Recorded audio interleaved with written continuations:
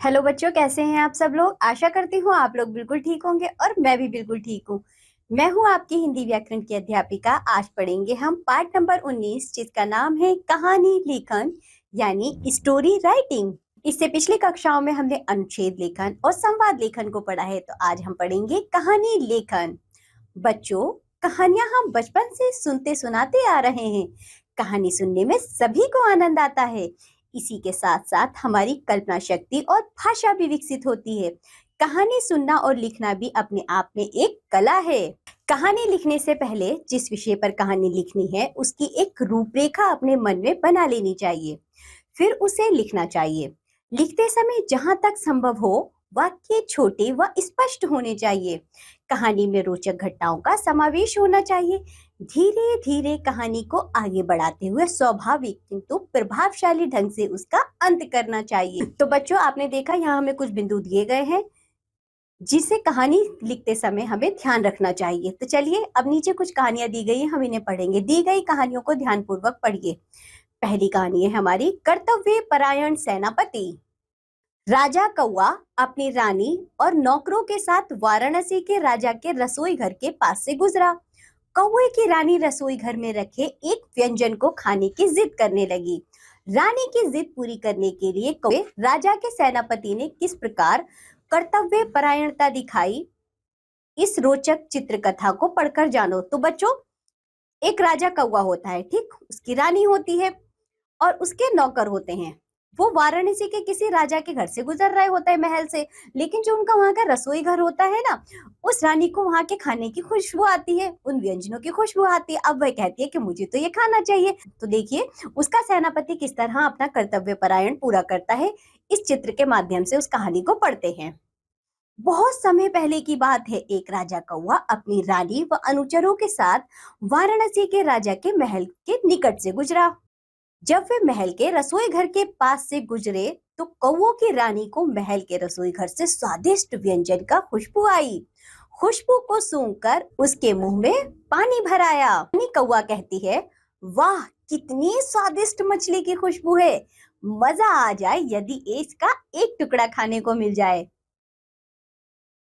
तो बच्चों, रानी कौआ जो होती है वह खुशबू सूंघकर मतलब मुंह में एकदम ऐसे पानी भर जाता है। कहती है, वाह, मजा आ जाए यदि मुझे इस मछली का एक टुकड़ा मिल जाए। तो बच्चों, जो राजा कौआ होता है वह रानी कौआ से कहता है, अगले दिन प्रातःकाल यानी सुबह सुबह, चलो प्रिय, कहीं अच्छा भोजन करने चले। तो रानी कौआ कहती है, मुझे ऐसा भोजन नहीं खाना।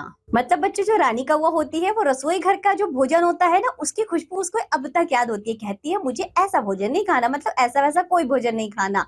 राजा कौवे को समझ में नहीं आ रहा था कि वह किस प्रकार अपनी रानी के मन की इच्छा को पूरी करे। तभी उसका सेनापति वहां आ पहुंचा। अब बच्चों, राजा कौवा टेंशन में आ गया। सोचा, फिर क्या करूं, मतलब मेरी रानी कौवा को खाना मिल जाए जो इसे चाहिए।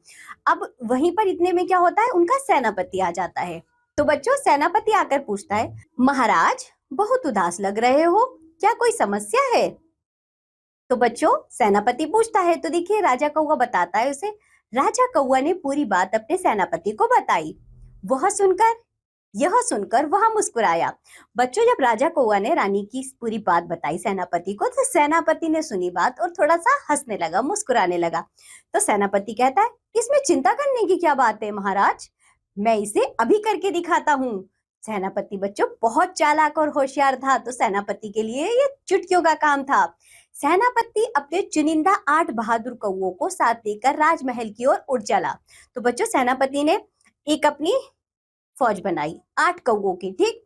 उसने कहा, तो चलिए अब हम राजमहल की तरफ चलते हैं। जब रसोईया भोजन, उन्होंने ये बच्चों प्लानिंग की थी सेनापति ने कि किस तरह हमें रानी के लिए भोजन लेकर आना है। तो चलिए पढ़ते हैं इसे कहानी में। सेनापति ने बच्चों एक प्लान बनाया। सेनापति अपने चुनिंदा 8 बहादुर कौओं को साथ लेकर राजमहल की ओर उड़ चला। सब ध्यान से सुनो, जब रसोईया भोजन लेकर निकलेगा तो मैं उस पर आक्रमण करके भोजन को गिरा दूंगा। बस उसी क्षण तुम में से 4 कौवे अपनी अपनी चोंचों में मछली भर लेना और बाकी 4 चावल। फिर तुम सब रानी के पास चले जाना। बच्चों, वे 8 कौवों को लेकर आया था ना साथ में, तो उसने सबको हिदायत दी, 4 कौवे मछली भरेंगे अपनी चोंचों में और 4 कौवे चावल भरेंगे। अब देखिए फिर क्या हुआ। जब रसोईया भोजन लेकर निकला तो सेनापति ने उस पर आक्रमण कर दिया। और रसोइया करने लगा आ आई। सेनापति की योजना सफल रही। हाँ तो बच्चों, जैसा सेनापति ने सोचा था ना, कौवों ने आक्रमण कर दिया और मछली चावल चोंचों में भर लिए, तो उनकी योजना सफल हो गई। उस दुष्ट कौवे को पकड़ो तुरंत। बच्चों, हिदायत दी गई कि उस दुष्ट कौवे को पकड़ो तुरंत। सेनापति कौवे को पकड़कर राजा के पास लाया।